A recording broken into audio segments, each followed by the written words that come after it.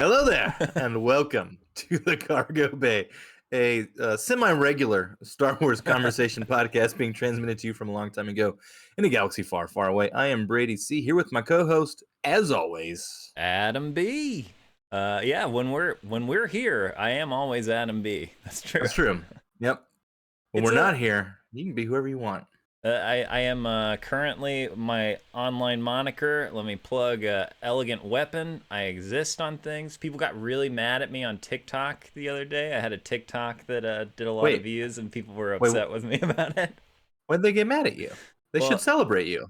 I've been playing the new Star Wars Jedi Survivor, and I Ah, made a TikTok that was like, I think I said that a lot of aspects of that game are broken, and people were really upset because apparently they've all played through it and had zero technical issues whatsoever. Which I mean, that's not quite true. I think the general consensus and why the video did really well is a lot of people were like, "Yeah, there's a lot of bugs in here," but a lot of people were like, there's no problems with this game. And I was like, listen, don't you besmirch Star Wars? don't say anything negative. I was like, I literally just said I love the game in this other way. I was didn't hear highlighting the something good that was part. cool about the game. I focused on the rage. I think it's fair if you pay $70 for a video game that has been pushed out the door by Electronic Arts well before it's finished to have some critiques. But speaking of Jedi Survivor, storyline's fantastic. The game in general, I love it.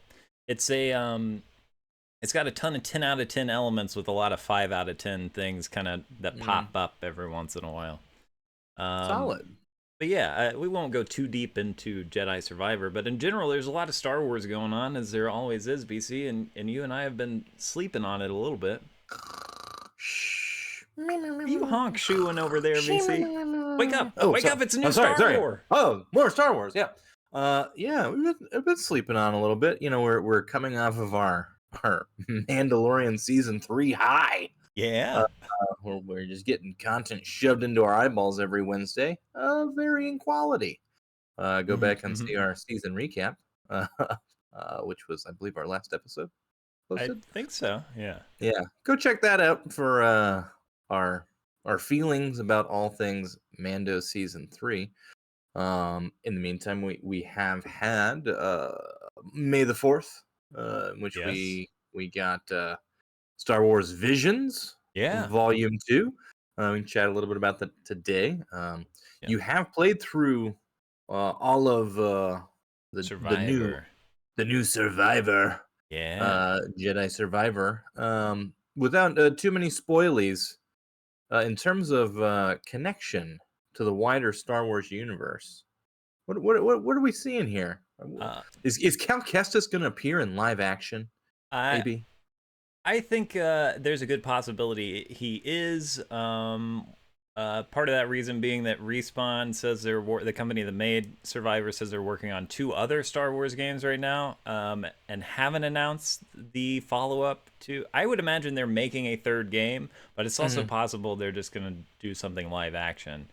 Mm. Um, Without being too spoilery, if you're completely averse to any kind of like, I'm not going to talk specifics here, but Mhm. maybe plug your ears for the next 10 seconds if you're going to be mad at me for saying something vague, which is the most interesting thing is tie into High Republic era stuff in Jedi Survivor. Uh, Interesting. and pretty strong tie-in to High Republic era stuff coming in. Of course, the first game, which that came out a long time ago, so don't feel bad saying some light spoilers here. There's a lot of influence on the Kenobi show that comes from the first game, including scenes that are like directly ripped off of Right. Fallen Order.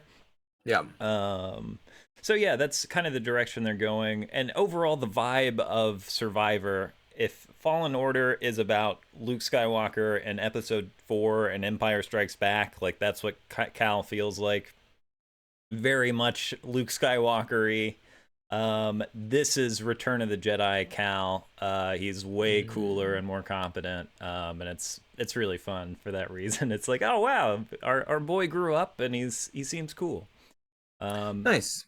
I had a fairly difficult time getting into the first game just because I got lost on the map so many times that Yeah, it drove me insane. yeah, Which I've heard they've cleared a lot of that up on this, yeah, and you jump in basically with your Jedi powers. yeah, Is yeah. that right? Yeah, the map is much improved. You don't have to climb your way back up from scratch. You know, you start the game as a Jedi. Right. And everything that they've added to the game, I really appreciate. I think it's a much better game mechanically when it is functioning properly. There's Mhm. aside from part of the reason I was mad at or upset by people being like, there are no problems with this game. I had major story moments where like a character was bouncing around the screen during the cutscene. You know, like I had some emotional moments in the game that were Well, ruined by are you technical sure that issues. wasn't planned as part of something to like throw you off a little bit as part of your Yeah, experience? I mean, Okay, all I'm right, fair, fair. fairly certain it Okay. was not on purpose to have the big bad of the game bouncing up and down through the floor. um, That sounds even more terrifying. You don't we don't know for sure. Actually, I feel like we probably do, but that actually sounds hilarious to me. I'm sorry, I it's got a good clip part of of it. the major portion of, or a major part of the game. That's annoying. I love bugs. I love like finding them and taking videos of them.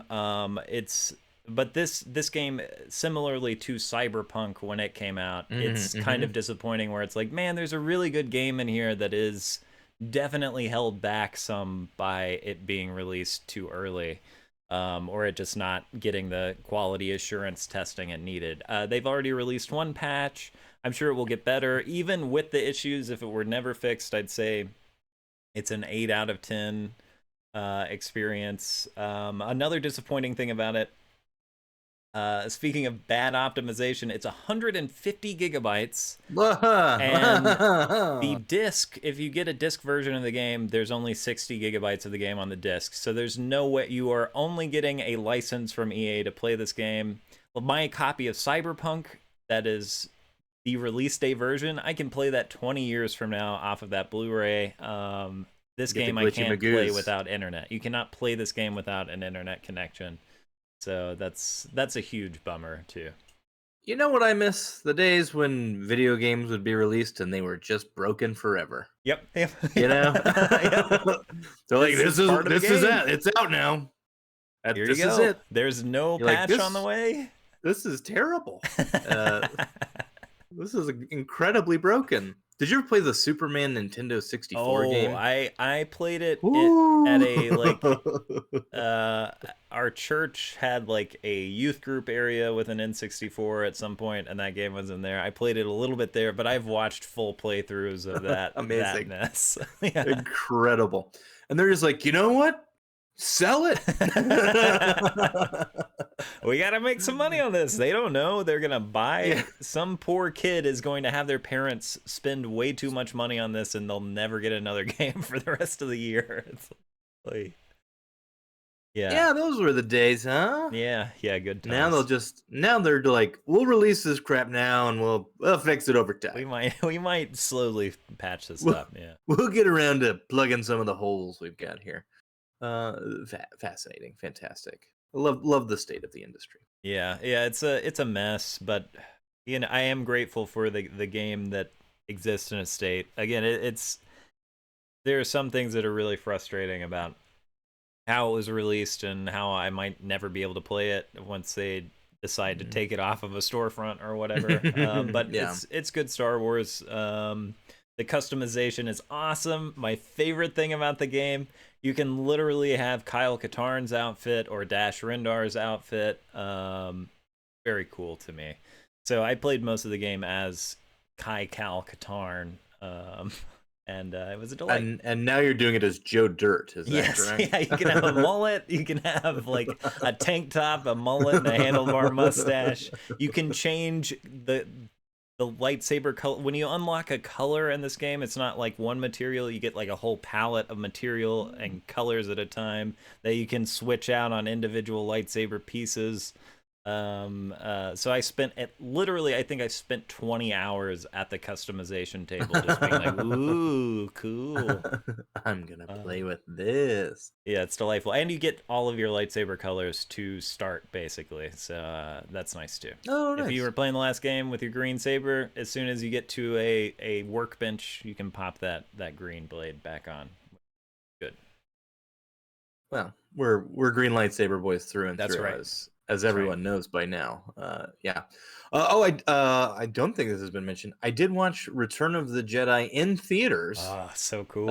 on the re-release for the 40th anniversary. Just fantastic stuff. Just And wonderful to watch on a big screen. did you have a The big the crowd? Was It the was crowd full, into it? packed, That's awesome. packed theater, very fun. Um, it was triumphant to hear the John Williams score come through. You're like, oh yeah, that's why Yeah. this is awesome.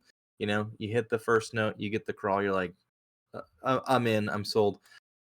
You see more things than you're used to seeing just because it's on a giant screen as opposed to like your TV at home. So you get to see some of the the background details, some of the puppet stuff is super fun to watch in Jabba's palace. Yeah, I bet. Um, that Yeah, song hits. That slaps super hard in theaters. was everyone Uh, singing along? oh, we all got up and we're dancing and having a good time. Um, and you can see Sebulba walk by. It's all really fantastic stuff. Um, yeah, it's not the best movie, but it was my favorite as a child, and it hit a lot Yeah. of those nostalgic notes for sure. Seeing it on the big screen. Obviously Jedi Knight Luke, amazing. Yeah. We've oft discussed that being one of the fantastic, iconic looks of Star Wars. So it was a lot of fun, and then we got a lot of good yucks whenever Leia told Han that Luke was her brother, and he his reaction shot on that Yeah, is yes. played 1,000% for comedy out of context now, Yeah. where you just watch him and he's like you wanna have it in that moment cut to all the times that her and Luke have done vaguely sexual stuff, and then Uh, cut back to him when he's like, okay, just like, I think there's but a good clip on everyone YouTube laughed. of where There's they gotta they be, pause that and play, you know. it's gotta be, but yeah, everyone had a good laugh at George's expense, mostly in that moment. But yeah, it was very enjoyable. All of the stuff with the Emperor rips super hard. Yeah. Fantastic experience. Not like I said, it's a very campy movie, but it's so much fun. I think there are many days where it is my favorite Star Wars movie. Regardless of, whether it is, amazing from all aspects of fiction creation or whatever. There's just Right. nothing, not much that beats Return of the Jedi Luke for me, and also the space battle is so rad. It's the Falcon going on in the Death Star run, on the interior. Yeah, It looks amazing. It yeah, looks so good. Like that, all of that stuff looked really great. I don't know, it's just they're made to be seen on the big screen. And my experience with them has almost exclusively been small screen, except for when they were released as the special editions in theaters, which was the first theatrical experience that I had with them. I mean, and we talked saw them ripped off of the USA Network and played through a cassette at home, and then yeah, yeah. when they re-released them, seeing on the big screen. But I have not seen any of the original trilogy movies since '97, whenever they Yeah. re-released And I them. only saw So episode 4 in the theater. My sister was willing to take me to that one. But I didn't get to see Empire or Return of the Jedi when my those memory re-released. is that I got to do all three of them. I feel That's like I was a awesome. very lucky boy Yeah, that's at that rad. time and got to see all three of them. Because they released them a few weeks apart is sort of my recollection. It's we'll do one and then we'll do the next one and then we'll do Return Yeah, of the yeah. Jedi. So yeah, I do Makes feel like sense. I got to have that particular experience, which was very cool. I'm jealous that I didn't go. I thought about it. It's difficult to go places because I'm in love with my little pooch, and I don't want to leave him alone.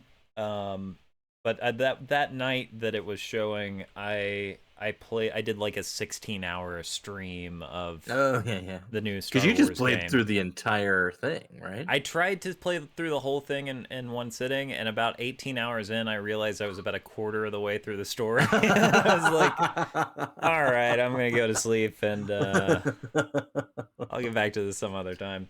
It was It just, was all that time at the bench, picking yeah, it out your was. lightsaber It was stuff. too distracting. There's a lot more side quests that are worth doing. There's some Yeah. really great freaks that the internet has fallen in love with from the game. Is there a frogman? Am I Yep, here? Is there's this? a Yeah. Okay. Turgle, the Okay. frogman, Yeah. who's the voice actor for Invader Zim, and he only Oh, wears a nice. gun belt. It's just like, uh, yeah, Turgle's a hit. There's a lot of good characters in that game, but yeah, I do regret not seeing that, because there's something really special about seeing an old movie back up on the big screen. I remember you and I went and saw Alien, my very favorite movie of all time, Yeah. which was incredible. Yeah. But yeah, I'd like to see Jedi and Empire someday. Yeah. It was cool. I was the poster, the re-release poster that they have for it is super sick. I had my hopes up Yeah, super high that they were going to be handing out giving those them like out. one sheets. They were not. That Dang was it. my only major disappointment because whenever we went and saw Rogue One, whenever they re-released it on the IMAX, they gave away the Andor posters. So Yeah. that was like, we're gonna do Rogue One right before Andor comes out. I was like, sign me up. I like, love Rogue One. They had the Andor posters out there. I was like, I'll take one of these. And this was Yes, before I please. knew Andor was going to be my favorite Really Star Wars good. of all time. So yeah. Speaking of Andor, we have the writer's strike going on. Tony Yes. Gilroy said, "Well, haven't been doing any writing on the show since the strike." And then someone else was like, "Hey, man, we're gonna kick you out of the union if you do. You're lying, and you shouldn't do anything." So he has now ceased all activity on Andor. Makes me a little nervous about the, obviously support the striking writers Yeah. union, but I am sad that it may have an effect on my favorite thing happening Yeah, in Star I'm Wars. horrified that they're at this point. They're like, because I mean, I know there are some shows that have been like, we're gonna, delay production Yes, for which some of is this what stuff. should happen for Yeah, Andor. which is a Please. thousand. Like, I don't care. I mean, I'm sure the original draft says they were written in the room are all very good, but it's like a lot of punching up happens on the day. A lot of things are happening on set as things are being shot and decisions are being made. So it's like, yeah, it'd probably be good to have Tony Gilroy there doing those things, Yeah, but the mouse plugs along, and it would be nice if they just didn't. But it seems like this strike is going to go on for a long time, yeah. a while, yeah. And I know the Directors Guild is next up. In terms of their negotiations, which I just don't see a lot of like hope in these particular situations with major industries and studios and corporations trying to hold their line with their workers, which is not great. Yeah. But hopefully they come to their senses sooner There rather than later seems to be for all some sorts of reasons. solidarity here. My wife is driven by the picket lines a few times. Mhm. They're out here, and yeah, I think there is some cohesion between everyone in the entertainment industry who is not at the top, because Yeah. it is reaching a breaking point for a lot of people. Yeah. It's just crappy. I mean, it's really frustrating that, yeah, not only will one of my favorite properties be affected, but entertainment as a whole will be affected because people want to hang on to their profits instead of letting people make a living in the super lucrative entertainment industry. Yeah. I saw, what was it like? It's like the CEO of some media conglomerate where it was like, yeah, he made $300 million last year. He made $1/3 of $1 billion in 1 year. Like, ugh. Seems like a lot of money. Seems like a lot of waste. Yeah. I was listening to as is my usual Wednesday standard. I'll pop on the Doughboys, throw Oh on the new yeah. episode. Shout out to the Um, Doughboys. They could use our sh- help. yeah, the Doughboys are really desperate for that cargo bay bump. But the Weiger's not been doing the written intros as Yeah. like a solidarity thing. And he mentioned the statistic that like the last time they negotiated, a third of writers were working for like the union minimum, right? So like the least amount of money that the corporations are willing to pay writers. Now that they're renegotiating, it's half of the writers are working for the Yeah, it's minimum, which an is like, increase of like 14 or 16% over yeah, 10 years is what I when I did the uh, math in my head of whatever those stats were. Like, not great, no. is what I would say about that. So, and so much of this is tied into like Streaming streaming residuals. and residuals, and it's not even transparent what streaming numbers are doing. Like, we Yeah. don't know what ratings are for streaming shows. These things aren't being released. They're like, this is the exact count of this sort of stuff, and it's like, yeah, it seems kind of manipulative and terrible if you're not being transparent with the the audience and the creators about how much you're profiting off of their work Yeah. without sharing in the revenue. So it's like, yeah, we should probably sit at the table and figure out what people are actually owed. So Yeah, you can't that's be a that's character our actor stance on anymore. the cargo bay. That's right. And we're important. But I do know people out here who have worked as actors in small roles for most of their lives, Mhm. and that those opportunities are drying up. That is a thing where like I am reaching the age where a lot of people who are actors out here, if they stick around until they're older, they start to Mhm. pick up small roles and they were able Right. to get residuals and kind of like at a point make a living off of it Right. because of, residuals. And with Right. streaming, you don't have that. So it's just Right. kind of like it's taken out a whole career path, and it's a bummer.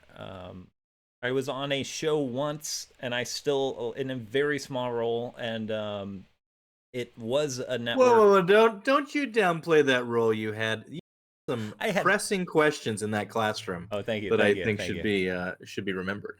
But that show is not available on HBO I anymore. looked for it the other It day. it's Yeah. not available. I still get checks for like $5 and $6 every once in a while in the mail, and it's like, oh right, this could have been a thing where if I kept doing like small roles and eventually Right. had like, yeah, you could make a living. But Yeah. no, not not anymore. So yeah, it's a bummer all around. And obviously, always support more of the people doing the work getting a bigger share of the damn profits. Uh, Have you seen some of this, like some of the stuff about the like AI that's going on with this writing too, Boy, where they're no. like, in perpetuity for the and throughout the universe, like, we reserve the right to have like AI be, within our, you know, within our world. It's like, we need to cut the fucking cord on some of this AI shit right now when it comes to the artistic process. I There's, think. I think that unfortunately, Star Wars. Well, let me tie it in this way. BC, there's been a rekindled rumor that George Lucas is willing to do more Star Wars, but only if he has like control over what he's doing. And as much as I want George Lucas to come back to Star Wars, whether it was good or bad, I think it'd be hilarious. Yeah, of course. Yeah, it would be George fantastic. Lucas would be the first person to use AI and deep fake technology to try to like he would Well, replace everyone possible. we can do this now. So we're going to have this robot write probably 6 or 7 movies, and I'll do some light editing. Yeah, I get it, and there's, I don't know. It's just, we don't need to go down this particular road, but it's like, it's just so weird to me that how advanced this stuff is becoming. And it's like, has no one ever watched a fucking sci-fi movie from the 80s Yeah. where we give the robots the power? They're not nice.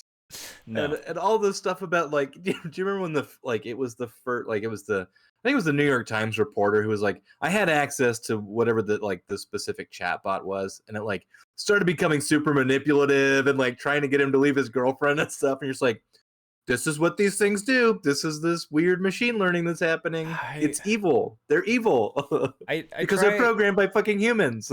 I don't want to be a curmudgeon about new tech. My Yeah, biggest I fear know. Yeah. isn't of the tech itself. It's No. that, it will be used by the capitalist corporate like system that we live in to make it's life worse for everyone. And there is a potential where it's like, oh, this could be something that helps us reach a more utopian society of where we have to work less. But that's not how it works, and that's what the cyberpunk genre is always about. These things, it's about AI, and it's about corporate, like mega corporations abusing that, and that's exactly where we are landing now. Like, well, it's like I know there's been like automated chatbots before, but it's getting to a level of sophistication now. It's like I interface in like customer service stuff every day. At a certain point, you could just throw Chat GPT into because I'm a fucking human robot for a corporation at a certain point, right? Like, here are the rules, these are the guardrails, these are the exceptions, this is what can be done. right. You tell that to a robot, and it's gonna do the exact same thing, and they don't have to pay it. You know what I mean? Yeah. Like there's no overhead costs. There's no we need to worry about its health insurance. There's none of that. Yeah. So it's like that's all going to be happening because Absolutely. And it's capitalists be capitalisting.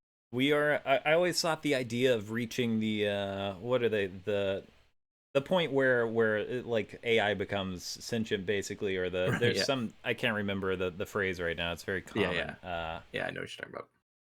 Anyway, I always thought that's not actually going to happen in my lifetime. I always thought that like the idea of not being able to distinguish AI from humans was way in the future. No, we're absolutely getting there, and the next 5 years is going to be more and more rapid advancement of that tech. The Turing test. From Blade Runner. Yes, we can't do a Turing test, but what's like the inflection point where we can no longer tell the difference between I can remember it in 5 minutes. It's just it's out of my head because I'm trying to think of it.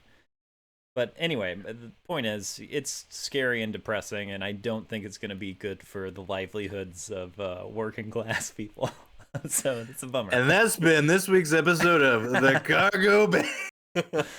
That's right, baby. Hey, you come here for the hot content. That's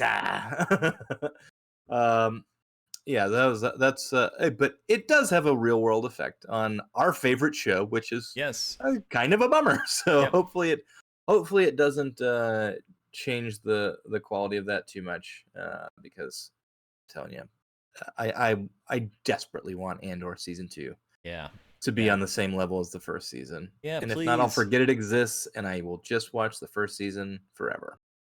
There's a tiny bit of Andor influence in Jedi Survivor as well, I'll say. Luthen's Fondor Hallcraft. That's right. You get to fly around in it. Just blaze through with those laser beams sticking out. I love that. Something else I completed, BC. I completed the Heir to the Empire trilogy audiobooks. Nice. So Heir to the Empire is kind of like one of those. It's a major expanded universe like trilogy that's. Thrawn. I'm not sure if Thrawn was introduced there. I think it is. I think it's the introduction of Thrawn. It's written by Timothy Zahn. Yep. And it's all Legends canon, so it's not canon anymore. But it was one of the first major chunks of story that hit the EU when the novels started coming out. And let me tell you, VC, there were so many moments in that series where I was like, you know what? I was wrong about Timothy Zahn. This is dope. Like there's some really good ideas here. And then so many moments where I was like, you know what? I guess I don't really like Timothy Zahn stuff that much, like back and forth. So before I get into a little bit of spoiler territory, I'd like to say Thrawn's still cool. Thrawn, is still all about the art and studying art to learn tactics. But the most interesting idea in the series to me is Leia is being hunted by Nogri. Nogri, I know Nogri appear in Thrawn's bodyguard appears in Rebels, who is a Nogri. He's like little gray guy. He has like an electro staff. I Anyway, remember the little guy.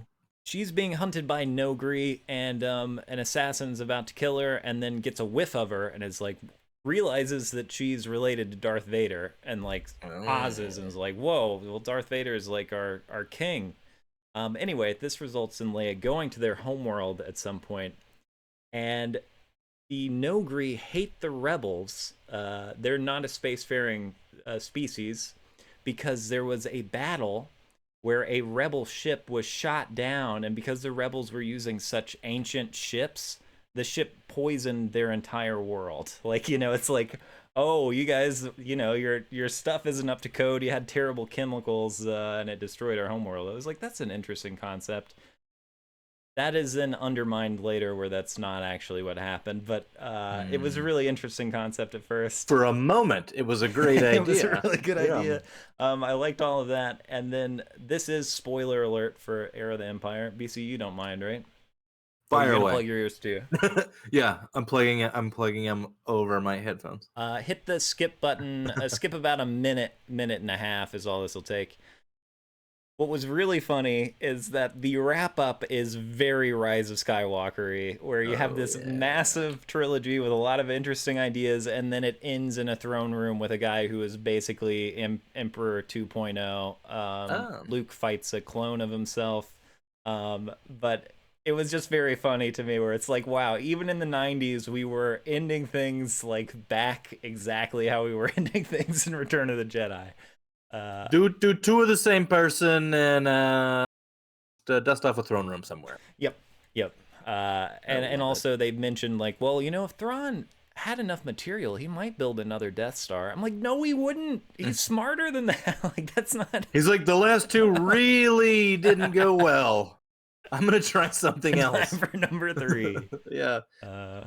But overall, I can't the series, I'll give it a 7 out of 10. BT. I can't wait. I can't wait for Thrawn to occupy more of our time in the Star Wars world. Yeah, looking forward to that. I am after reading Heir to the Empire. I am glad that he's kind of been reset in the canon. I think that's the right thing to do.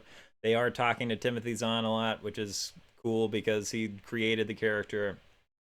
But definitely there's more interesting things to do with him than what was done with him already. He is a standout amongst stuff that is really, like it does read like fan fiction. There's a lot of stuff I like where they're like, oh, well, it's going to take us 6 days to get there. There's a lot of space travel that distance space travel that I love. There's a lot of cool like space battles and things, but there's also like, oh, Lando happens to cross paths with this person like 3 different times in the series just by chance, even though they're on different worlds, and it's like it is a lot of small familial Star Wars where it's all the same characters running the universe essentially.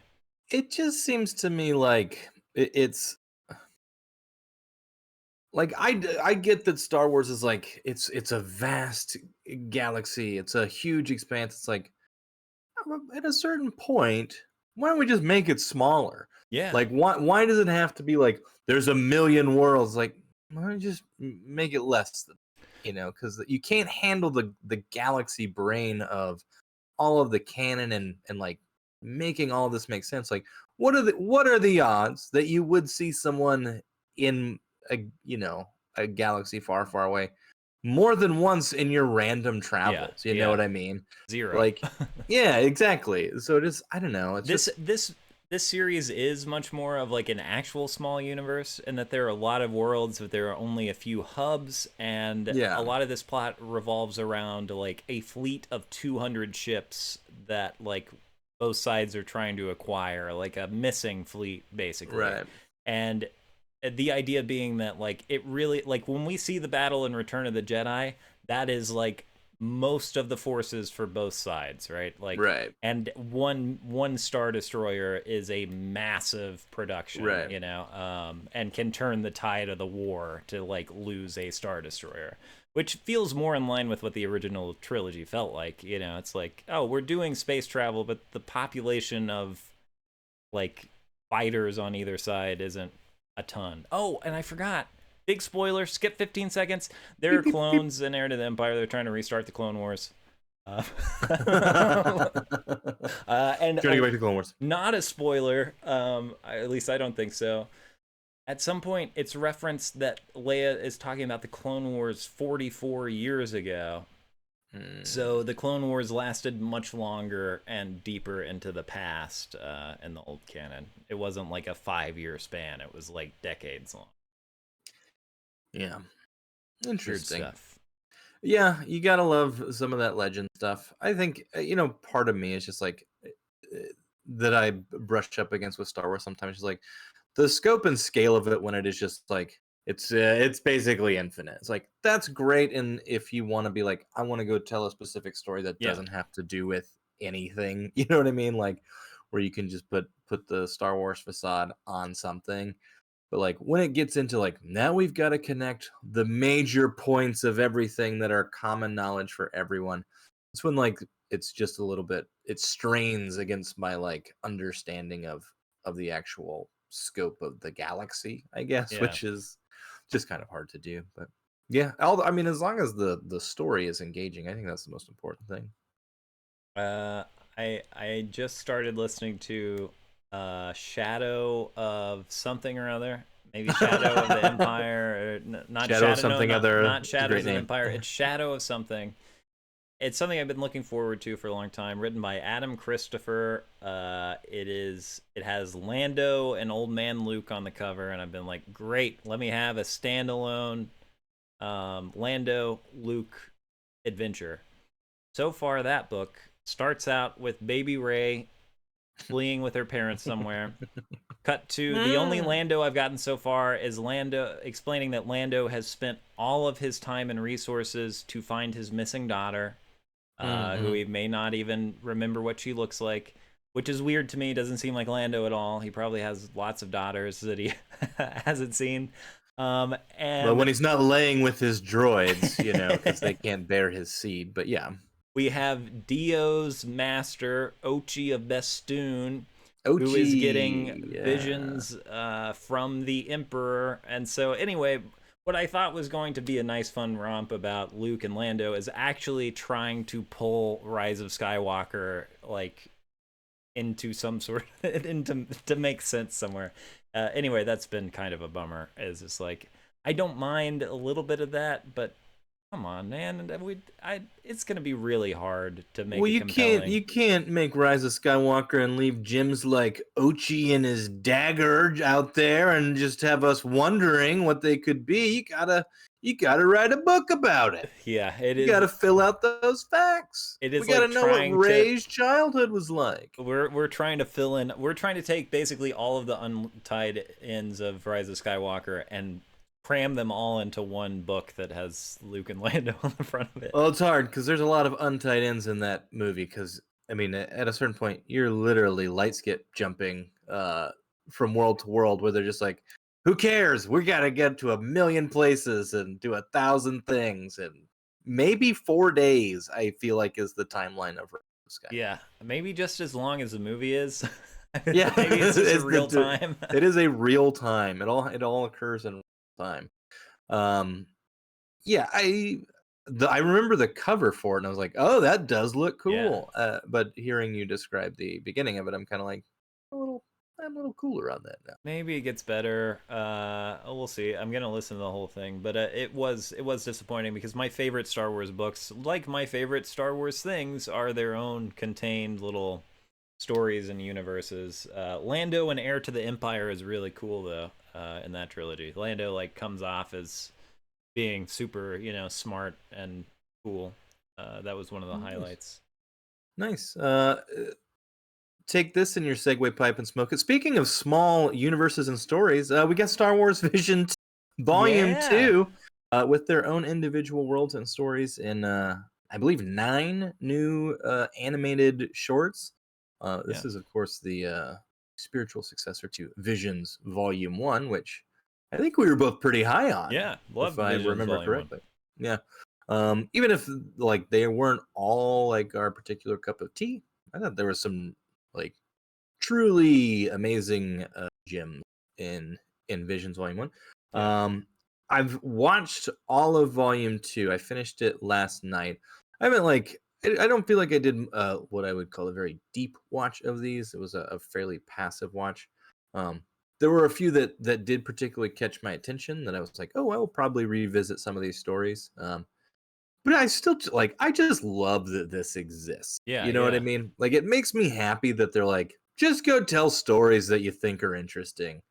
And I'm like, that's really what this Star Wars is what I think it should be doing more of, as opposed to like we've got a galaxy brain every world that we've ever presented to people. It's like, Yeah. what if we just tell a story about, a community that's stuck in a pit, put That's there by the Empire. But yeah, I think there's some good stuff out there. So check those out if you haven't, dear listener. I know you've said you watched most of them, right? no, not even most of them. I think I've watched like the first um I might have only watched the first two and then skipped to the Ardman one. I still have more to Hmm. watch. I don't know why I haven't yet. I wasn't I've been in a not in a mood to sit much without Yeah, having my hands occupied for the past week or so. I'll get to them eventually. yeah. But like you said, I'm glad they exist, whether or not they wind up being my favorite piece of Star Wars or not. Because for me, my favorite thing about Star Wars is the aesthetic, like probably. Hmm. So like, yeah, just tell me a nice little story in the universe. I did watch the Aardman Studios one because I'd been very much looking forward to that, and Yeah. thought it was delightful. I was so Does not excited. disappoint. Yeah, lovely, lovely stuff. You got Wedge Antilles on his victory recruitment tour, which was awesome to see. Hilarious to me. We got a T16 in there. I thought the whole thing was charming and hilarious, and that dog robot was cute as hell. And yeah, just had a Love great it. time watching that. I thought it was I, both like off the wall and also very like respectful of what Star Wars is. Like mhm, yeah. it felt canon almost. Yeah. I like the in each the premise of course is like they're all done by a different like animation studio, so they all look different, they all feel different, they all tell their own story. And that's one of the things I like about it. Even if I don't like the story, like the animation style, Yeah, I'm always usually fairly drawn into. And I'm not a big like consumer of anime, but yeah, I am really drawn to that when I see it. So whenever like you do Star Wars with anime, I'm like, oh, this looks super sick. yeah, So I think it's a great idea that they did it. I did really like the first one. I believe is the one yeah, that's yeah. got the Like like the painted. paint thing that's going on, which I thought was a really cool concept. It's like when you allow you know creative artistic people to play in this world, like they come up with some really cool visuals. And like I said, even if the stories aren't for you, you can usually find something that you can pause your screen and go, that looks amazing, Yeah, which I can always appreciate. So check out some visions too, and drop a comment. that's right. If you're If you're on YouTube, listening, we're up let on us know what your YouTube favorite too. vision is. Nice work, BC. Thanks, baby. We still got it. I have one other minor Star Wars update, which is Hmm.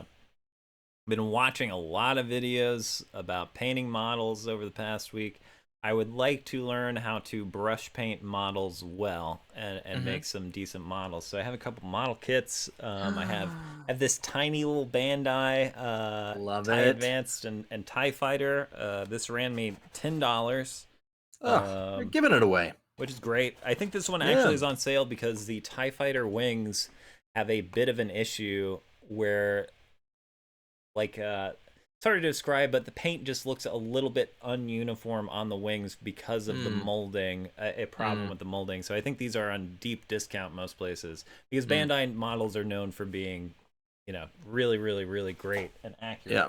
But I'm warming up to the Ooh. X-wing, which I will eventually do. This is cool because it comes with an R5 or an R2 unit, so you can make it Ooh. whatever X-wing you want. I'm not sure if I'm gonna do canon colors or not, but it's been very fun watching not only like videos about how to paint these things, which is a time-consuming process that you have to be really patient with, but also like looking up some videos of the original models. There's a video on YouTube right now where that prop store that auctions things for millions of dollars has like Yeah. a screen used Episode 4 X-wing. It's like which I've seen one of those in a museum, but this one was built for pyro. And it's the one where there's like an explosion on the back wing that kind of like blows off, and so it didn't damage the model, so they repainted it as Biggs's X-wing for a different scene where it probably didn't get used. Anyway, it's a beautiful and incredible thing to see made, and like I think it's Adam Savage and the guy from the warehouse just like looking at it and being like, "Oh my gosh!" And my wife asked me, "How much do you think this sold for?" And I was like, God. I mean, so much money. It's made out of like foam. It's like because it's meant for pyro, so it's not even like a sturdy thing. It's like this very delicate model. And I was like, my guess would be it sold for like 500,000, but possibly more than that. Apparently, she looked it up. It was expected to go for 500,000 to 700,000. It sold for $2 million. And you know that somewhere there's a guy who worked in Van Nuys on that thing going like, I wish I had that $2 million. My God. That's a lot of cheddar. That's a lot of cheddar. But anyway, just again, one of my favorite things about Star Wars is, of course, the spaceships, and it's nice to have something to occupy my brain that will make me feel like I could pretend to be a model maker. Something that doesn't really exist much anymore, and I guess really didn't exist for that long in the first place. It's really a brief period in history that people were kit bashing and making spaceships. Like taking, I mean, if you look at I can imagine that original Death Star. It's just so many pieces from so many different model kits that were just like, because I mean, they talk about that Light and Magic documentary. They're like, we were just buying cases and cases of models, and pulling the pieces to make everything. It's like, how much fun would that have been? I'm so jealous that was their life. And the prop replica forums where you've got people trying to pick out like, what was this a tank wheel from this specific model kit from 1950 whatever, and really fun stuff. So yeah, that's I think that's all of my Star Wars updates that aren't card related. BC, what about you? Yeah, I think that's it. We'll save the big card related updates for hobby talk. We'll do a little bit of hobby talk coming up. But yeah, sorry we disappeared for a while. Once we hit like that milestone listener mark, we'll try to be more consistent. That doesn't mean we don't appreciate y'all who are listening out there. It just means life's complicated. We might miss a week here or there occasionally. I think that's okay, right? Yeah, until MeUndies starts paying me to do ad reads for them, we'll take a week off when we need to. Or until y'all start leaving a bunch of comments on YouTube telling us how much you love and miss us. Please don't send us emails, because I can't even imagine how clogged that inbox is at this point. We don't check it. I checked it a couple months ago, and there were no emails except for spam. Good. So okay, great. I think we're all right. Good. So if you've said anything nice to our email in the last couple months, apologies. Yeah. It's buried in the spam trove. I'll check it again in a couple months. All right, yeah. We'll give it a couple more months. Let it ripen up. Well, I don't know what we'll be talking about next, but maybe we'll have a guest or something. Regardless, you know where to find us. We'll show up in your podcast feed or your YouTube video. Are you okay, BC? Oh! BC, did you that's just a visual sneeze out Go check out the YouTube video. Is that a Sith cultist? It is a Sith cultist. All right, everybody. It really cleared the sinuses. Bye forever until next time. Go snoke yourselves, you little Project Necromancer babies.